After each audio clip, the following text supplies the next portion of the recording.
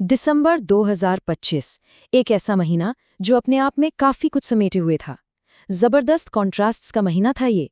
एक तरफ इंसानी जज्बे ने ऐसी ऊंचाइयां छुईं जिनके बारे में शायद सोचा भी नहीं गया था, तो वहीं दूसरी तरफ दुनिया में कुछ बहुत ही अजीब और तनाव भरी घटनाएं भी हुईं। तो आखिर एक 3 साल के चेस चैंपियन, विवादों में घिरे एक शांति पुरस्कार और क्रिकेट के इतिहास के सबसे बड़े स्कोर को कौन सी एक बात जोड़ती है? वो है महीना दिसंबर 2025। तो चलिए इसी महीने की कुछ सबसे बड़ी हेडलाइंस को जरा और करीब से देखते हैं। सबसे पहले बात करते हैं कुछ कमाल के रिकॉर्ड्स, कुछ ऐसे कारनामों की जहां इंसानी काबिलियत ने अपनी सारी हदें पार कर दी और नए कीर्तिमान स्थापित हुए। स्क्रीन पर ये जो नंबर दिख रहा है 574, ये महज एक नंबर नहीं है, ये क्रिकेट की दुनिया में लिखे गए एक नए इतिहास का गवाह है। तो हुआ ये कि बिहार की क्रिकेट टीम ने विजय हजारे ट्रॉफी के एक मैच में 50 ओवर में 574 रन ठोक दिए। जी हाँ, 574। ये किसी भी वनडे मैच में आज तक का सबसे बड़ा स्कोर है। एक ऐसा वर्ल्ड रिकॉर्ड जिसे तोड़ना लगभग नामुमकिन सा लगता है। और मजे की बात तो ये है कि ये स्कोर बना कैसे। एक ही मैच में एक के बाद एक शतकों की मानो बाढ़ आ गई। देखिए, पहले वैभव सूर्यवंशी ने सिर्फ 36 गेंदों में सेंचुरी मारी, फिर ईशान किशन ने 33 गेंदों में शतक लगाकर उनका रिकॉर्ड भी तोड़ दिया।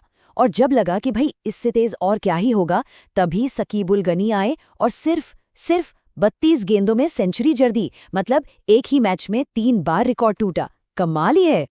अच्छा, रिकॉर्ड्स की बात चल ही रही है तो मिलिए मध्य प्रदेश के सर्वज्ञ सिंह कुशवाहा से। इनकी उम्र जानते हैं? महज 3 साल। और इनका कारनामा, ये दुनिया के सबसे कम उम्र के फीडे रेटेड चेस प्लेयर बन गए हैं।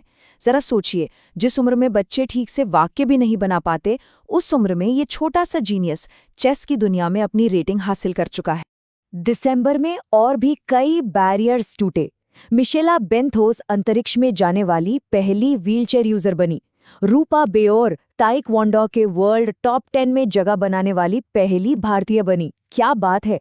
और तो और, भारत ने अपना पहला स्क्वॉश वर्ल्ड कप टाइटल भी इसी महीने अपने नाम किया। चलिए अब रिकॉर्ड्स और कारनामों से आगे बढ़कर जरा सत्ता के गलियारों का रुख करते हैं। देखते हैं कि दिसंबर में वहां क्या कुछ अहम बदलाव हुए। पाकिस्तान में एक बहुत बड़ा, मतलब जियोपॉलिटिकल लिहाज से बहुत बड़ा फेरबदल हुआ। जनरल आसिम मुनीर को देश का पहला चीफ ऑफ डिफेंस फोर्सेस बनाया गया है।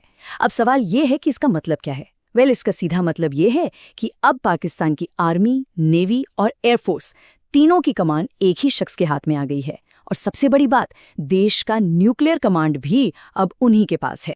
उधर भारत में भारतीय जनता पार्टी की टॉप लीडरशिप में एक बदलाव देखने को मिला। जेपी नड्डा को स्वास्थ्य मंत्री बना दिया गया और उनकी जगह बिहार की नितिन नवीन को पार्टी का नया राष्ट्रीय अध्यक्ष चुना गया। ठीक है, तो अचीवमेंट्स और अपॉइंटमेंट्स की बात हो गई। अब जरा दुनिया भर में चल रहे तनाव और उस पर लिए गए एक्शन पर नजर डालते हैं। क्या कभी सोचा है कि कुछ गुब्बारे, जी हाँ बलून्स, किसी देश में नेशनल इमरजेंसी लगवा सकते हैं? सुनने में किसी मजाक जैसा लगता है ना, पर लिथुआनिया में दिसंबर में ठीक यही हुआ। तो हुआ ये कि पड़ोसी देश बेलारूस की तरफ से कुछ स्पाई बलून्स यानी जासूसी गुब्बारे लिथुआनिया के एयर स्पेस में आ गए। इन गुब्बारों से जासूसी और स्मगलिंग का खतरा इतना ज्यादा बढ़ गया कि सरकार के पास देश में नेशनल इमरजेंसी लगाने के अलावा कोई चारा ही नहीं बचा। मतलब एक बिल्कुल ही अलग तरह का खतरा। इसी बीच हिंद महासागर में एक और संकट मंडरा रहा था। चक्रवात दितवा ने हमारे पड़ोसी देश श्रीलंका में जबरदस्त तबाही मचाई। हजारों लोग बेघर हो गए और देश को फौरन इंटरनेशनल हेल्प की जरूरत थी। और ऐसे मुश्किल वक्त में हमेशा की तरह भारत मदद के लिए सबसे पहले आगे आया। भारत ने श्रीलंका को $450 मिलियन की एक बड़ी फाइनेंशियल मदद देने का ऐलान किया ताकि वो इस भयानक आपदा से उबर सके। भारत के इस पूरे रेस्क्यू और रिलीफ मिशन को एक खास नाम भी दिया गया, ऑपरेशन सागर बंधु।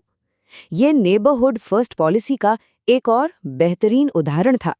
और अब आते हैं हमारे इस विश्लेषण के आखिरी हिस्से पर, यानी पुरस्कारों पर। दिसंबर में 2 ऐसे अवार्ड सुर्खियों में रहे जो एक दूसरे से बिल्कुल अलग थे। एक ने दुनिया को प्रेरणा दी तो दूसरे ने एक नई बहस छेड़ दी।